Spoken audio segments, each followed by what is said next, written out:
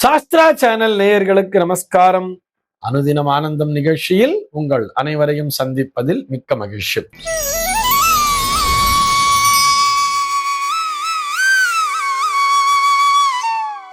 இன்று 30/12/2025 இந்த நாள் குறித்து பஞ்சாங்கம் என்ன சொல்றதுன்னு பார்க்கலாம் வாங்கோ.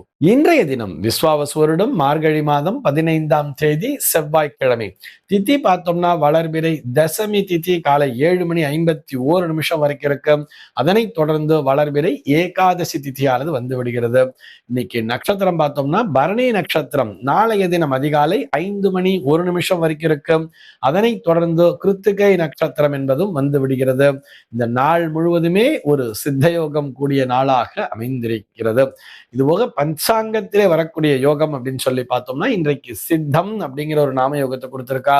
கரணம் பார்த்தோம்னா கரஜை அப்படிங்கிற ஒரு கரணம் காலையில 7:51 வரைக்கும் இருக்கு. அதனை தொடர்ந்து வணிஜை என்கின்ற கரணமானது வந்து விடுகிறது. இந்த நாளானது ஒரு கீழ்நோக்கு நாளாக அமைந்திருக்கிறது. இன்னைக்கு என்ன ஸ்பெஷல் அப்படின்னு சொல்லி பார்த்தோம்னா இன்றைய தினம் பஞ்சாங்கத்திலே வைகுண்ட ஏகாதசி அப்படிங்கிறத கொடுத்திருப்பா. நாம் அனைவரும் அறிந்தது போல இந்த நாளிலே அருகில் உள்ள பெருமாள் கோவிலுக்கு சென்று பரமபத வாசலிலே இறைவனை அவசியம் தரிசிக்க வேண்டியது. இதுபோக இன்றைய தினம் பஞ்சாங்கத்திலே சாக்ஷூஷ மன்வாதி அப்படிங்கிறத கொடுத்திருப்பா. இது என்ன சாக்ஷூஷ மன்வாதி அப்படின்னு சொன்னா ஒரு வருடத்திலே ஷண்ணவதின்னு சொல்லுவா. 96 நாட்கள் முன்னோர் வழிபாட்டிற்குரிய நாட்களாக வரும். அந்த வரிசையிலே மன்வாதி ஸ்ரார்த்தங்கள் என்பது 14. அந்த 14 ஒரு நாளாக இந்த நாளானது அமைந்திருக்கிறது. ஆக இந்த நாளிலே அவசியம் முன்னோர் வழிபாடு செய்வதற்கு மறக்காதீர்கள் என்பதற்காகவும் நினைவூட்டுகிறோம். சென்னையை பொறுத்தவரை இன்றைய தினத்தினுடைய சூரிய உதயம் என்பது காலை 6:34 சூரிய அஸ்தமனம் என்பது மாலை 5:48 சந்திர உதயம் என்பது மதியம் 1:57 சந்திர அஸ்தமனம் என்பது இரவு 2:59 சம்பவிக்கிறது.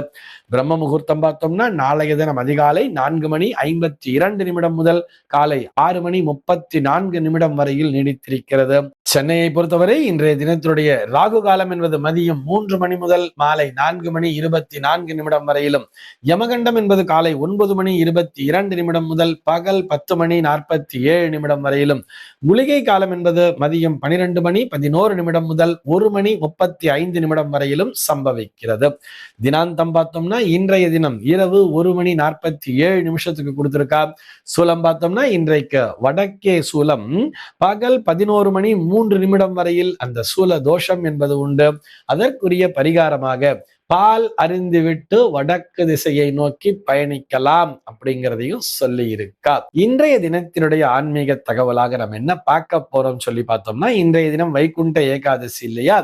நிறைய பேர் தொடர்ந்து தொலைபேசியின் வாயிலாகவும் மெயிலையும் கேட்டுட்டே இருக்க, மாமா வைகுண்ட ஏகாதசியை பத்தி சொல்லுங்கோ, ஏகாதசி விரதம் எப்படி இருக்கணும், அதை பத்தி நீங்க ஒண்ணுமே பேசவே இல்லையா, அதை பத்தி அடிக்கடி பேசவே மாட்டேங்கிறேன்னு சொல்லிட்டு நிறைய பேர் தொடர்ந்து கேள்விகளை கேட்டுக்கொண்டே இருக்கிறார்கள். ஒவ்வொரு ஏகாதசி அன்னைக்குமே கேள்வி கேட்பா, இன்னைக்கு விரதம் எப்படி இருக்கணும், நான் மாத்திரை போடணும், அது இதுன்னு சொல்லிட்டு. இதுல விரதம் எப்படி இருக்கணும் அப்படின்னு சொன்னா முதலிலே நான் அடிக்கடி சொல்வதை போல விரதம் அப்படின்னு சொன்னா என்னன்னா மன கட்டுப்பாடு. மனதை ஒருமுகப்படுத்தி கட்டுப்பாட்டிற்குள் வைத்திருக்க வேண்டும். அதுவும் மனதினை ஒருமுகப்படுத்தி இறைவனினுடைய பாத கமலங்களிலே மட்டும்தான் நம்முடைய சிந்தனையானது இருக்க வேண்டும். அதுக்குத்தான் விரதம் அப்படிங்கிறத சொல்லியிருக்கா. நான் ஆபீஸ் போவேன், நான் அங்க போறேன், எனக்கு இவ்வளவு வேலை இருக்கு, எனக்கு இவ்வளவு கடமைகள் இருக்கு, நான் ஒரு குடும்ப தலைவி, நான் எப்படி இப்படிலாம் இருக்க முடியும் அப்படின்னு சொல்லி கேட்டா கூட நம்மால் எந்த அளவிற்கு இருக்க முடியுமோ அந்த அளவிற்கு இருந்தால் போதுமானது. இதனை விடுத்து இன்னைக்கு என்ன ஆயிடுச்சுன்னு சொல்லி பார்த்தோம்னா நாங்க ஏகாதசி விரதம் அப்படின்னு சொல்லிட்டு பெருமைக்காக விரதம் இருத்தல் என்பது கூடாது அப்படிங்கிறதுக்காகவும் நினைவூட்டுகிறோம். நான் இன்னைக்கு எதுவுமே சாப்பிட மாட்டேன்னு சொன்னா, ஆக்சுவலி ஏகாதசி விரதம்னு சொன்னாலே நிர்ஜலமாகத்தான் இருக்க வேண்டும்னு சாஸ்திரம் சொல்றது. நிர்ஜலம்னா என்ன? ஜலம்னா நமக்கு தெரியும் தண்ணின்னு. நிர்ஜலம்னு சொன்னா தண்ணி கூட குடிக்காம விரதத்தினை மேற்கொள்ள வேண்டும் அப்படின்னு சொல்லியிருக்கா.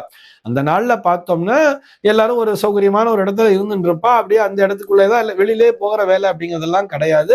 அந்தந்த ஊர்ல என்னென்ன தொழில் இருக்கோ அந்தந்த தொழிலை பார்த்துட்டு சௌகரியமா இருந்துட்டு இருந்தா.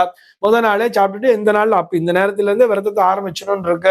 ஏகாதசி நாள் முழுக்கவே எதையுமே எதையுமே சாப்பிட மாட்டா. மறுநாள் துவாதசி ஆன பிற்பாடும் துவாதசிலையும் துவாதசி பாரணைக்குன்னு ஒரு நேரத்தை சொல்லியிருப்பா. ஹரிவாசரம்ங்கிற மாதிரிலாம் சொல்லியிருப்பா.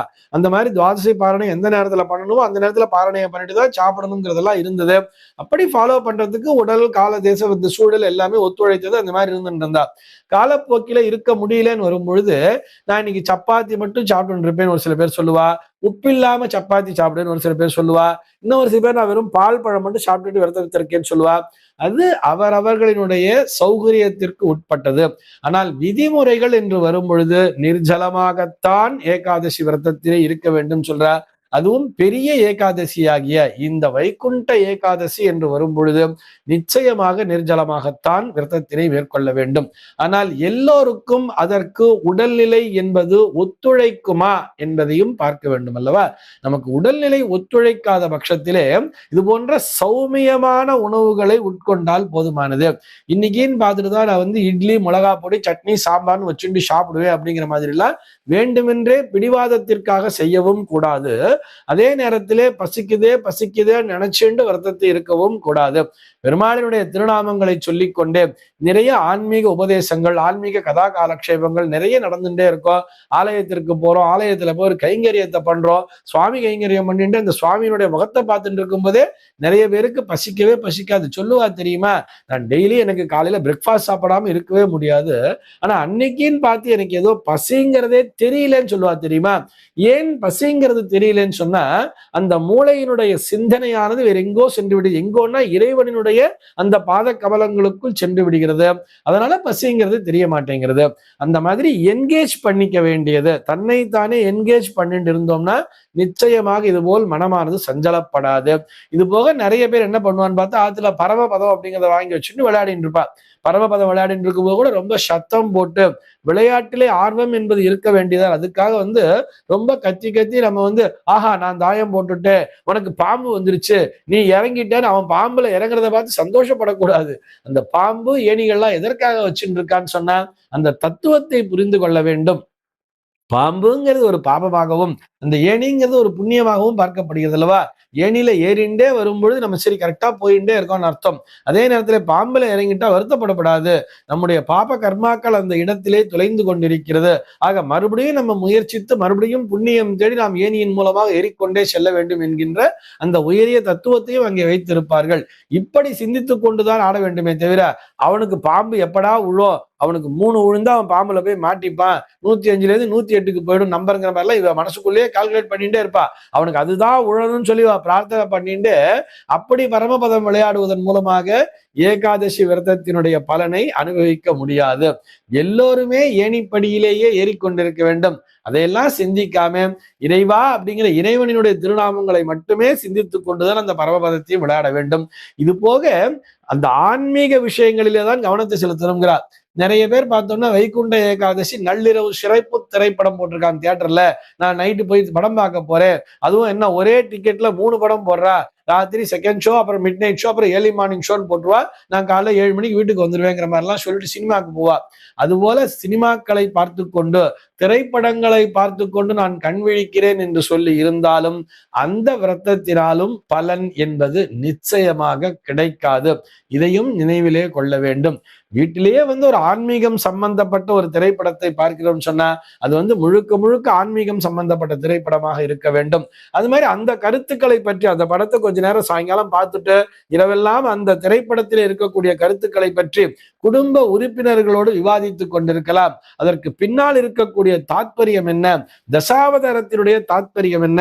உதாரணத்திற்கு தசாவதாரம் பார்த்தோம்னா மச்சாவதாரம் முதல்ல, அப்புறம் கூர்மாவதாரம், அப்புறம் வராக அவதாரம், நரசிம்ம அவதாரம் சொல்லிட்டு படிப்படியா ஒரு அவதாரத்தை கொடுத்துட்டே இருக்கா இல்லையா. இதற்கு பின்னால் இருக்கக்கூடிய தாத்பரியம் என்ன, இது எல்லா உயிரினங்களிடத்திலுமே இறைவன் இருக்கிறான்ங்கிறத காட்டுறதுக்காகவா, அல்லது உயிரினங்களினுடைய பரிணாம வளர்ச்சியை காட்டுகிறாரா. நீரிலே மட்டும் வாழக்கூடிய மிருகமான அந்த மீன் வடிவிலே முதல்ல வடிவெடுக்கிறார். அதற்கப்புறம் பார்த்தோம்னா நீர் மற்றும் நிலத்திலே வாழக்கூடிய மிருகமாக அந்த ஆமை போன்ற வடிவத்தினை எடுக்கிறார். அதற்கப்புறம் நிலத்திலே மட்டும் வாழக்கூடிய அந்த வராக அவதாரத்தினை எடுக்கிறார். நிலத்தினை அகழ்ந்து கொண்டு கூட அது செல்லும் அந்த வராக அவதாரமாக இருக்கிறார். அதற்கப்புறம் பார்த்தோம்னா நரசிம்ம அவதாரம்ங்கிறது பார்த்தோம்னா கால்கள் பறவையினுடைய கால்கள், உடம்பு மனித உடம்பு, தலை பார்த்தோம்னா அது மிருகத்தினுடைய தலை என்ற மனிதன் பறவை மற்றும் ஒரு தலையினுடைய அதாவது ஒரு மிருகத்தினுடைய ஒரு காம்பினேஷனாக நரசிம்ம அவதாரம்ங்கிறது வர்றது. அதையும் தாண்டி பார்த்தோம்னா முழுக்க முழுக்க ஒரு மனிதனுடைய ஒரு குட்டி குழந்தையாக வாமன அவதாரங்கிறது வருது. அதுக்கப்புறம் பார்த்தோம்னா காட்டிலே அலைந்து திரிந்து வளர்ந்து தெரியக்கூடிய ஒரு மனிதனாக பரசுராம அவதாரத்தினை சித்தரிக்கிறார். அதற்கப்புறம் பார்த்தோம்னா முழுக்க முழுக்க நாகரிகம் மட்டுமே, நாகரிகமான ஒரு மனிதனாகவே ஏகபத்னி விரதனாக ஒருவனுக்கு உறுத்தி என்கின்ற அந்த மிகச்சிறந்த அந்த தாத்பரியத்தை முன்வைத்து அந்த ராமாவதாரத்தையும் அதனை தொடர்ந்து பார்த்தோம்னா ஒரு கிருஷ்ணர் அப்படிங்கிறது பார்த்தோம்னா மனிதனுடைய நிலையையும் கடந்தவர். மனிதனை கடந்த இந்த தெய்வ சக்தியும் மனிதனுக்குள் வந்து சேரும் தியானத்தின் மூலமாக, யோகத்தின் மூலமாக என்பதை காட்டுகின்ற, அதாவது அஷ்டாவதானியாக ஒரு கிருஷ்ணாவதாரத்தையும் வைத்திருப்பார்கள். இடையிலே பார்த்தோம்னா பலராமர் அப்படிங்கிற ஒரு அவதாரம். மனிதர்களை மட்டும் பாதுகாப்பது என்பது மனிதர்களினுடைய கடமை அல்ல, மனிதர்களையும் பார்க்க வேண்டும், பசு பட்சிகளையும் நாம் பராமரிக்க வேண்டும் என்று சொல்லி, அந்த பசுக்களையும் பராமரிக்க வேண்டும் என்று சொல்லி பலராம அவதாரம் என்பதை கொடுத்திருப்பார். அவர் கையில பார்த்தோம்னா ஒரு கலப்பை அப்படிங்கிறத வச்சுருப்பார். இந்த கலப்பையின் மூலமாக ஏர் உழுதல் அப்படிங்கிறதையும் பண்ணணும், விவசாயம் பண்ணணும், பசுக்களையும் காக்க வேண்டும் அப்படிங்கிற ஒரு பலராம அவதாரத்தை கொடுத்திருப்பார்கள். அப்புறம் கடைசியா பார்த்தோம்னா தான் கல்கி அவதாரங்கிறத கொடுத்திருப்பார் இல்லையா. இப்படி மனிதனினுடைய ஒரு பரிணாம வளர்ச்சியை பற்றி இந்த தசாவதாரம் பேசுகிறதுன்னு சொல்லி இந்த மாதிரி இறைவனுடைய அவதார மகிமைகளை பற்றியெல்லாம் பேசிக் கொண்டிருக்க வேண்டும் இரவெல்லாம். இப்படி குழந்தைகளோடும் குடும்பத்தினரோடும் அந்த பொழுதினை கழிக்க வேண்டுமே தவிர திரைப்படங்களை பார்த்து அல்ல. இது எல்லாவற்றையுமே மீண்டும் ஒருவரை நினைவூட்டுகிறேன். வீண் பெருமைக்காக விரதம் இருப்பது என்பது மற்றவர்களிடத்திலே தன்னை ஒரு விரதம் இருக்கக்கூடிய ஒரு அனுஷ்டாதாவாக காண்பித்துக் கொள்ள வேண்டும் என்பதற்காக விரதத்தினை மேற்கொள்ள கூடாது. மற்றவர்களிடத்திலே பெருமை பேசிக் கொள்வதற்காக நான் இன்னைக்கு வெறும் சப்பாத்தி மட்டும்தான் சாப்பிடுவேங்கிற மாதிரி இதுல எந்த பெருமையுமே கிடையாது என்பதை நினைவிலே கொள்ள வேண்டும். இறைவன் ஒருவனே, அந்த இறைவனுடைய திருப்பாதங்களில் மட்டும்தான் நம்முடைய சிந்தனையானது செல்ல வேண்டும் இந்த விரத நாளிலே. இந்த தகவலோடு இன்றைய தினம் உங்களிடமிருந்து நான் விடைபெற்றுக் கொள்கிறேன். மீண்டும் உங்கள் அனைவரையும் நாளைய தினம் ஒரு புதிய தகவலோடு சந்திக்கிறேன். அன்பர்கள் அனைவருக்கும் அனுதினமும் ஆனந்தமாய் அமைய பிரார்த்திக்கிறேன்.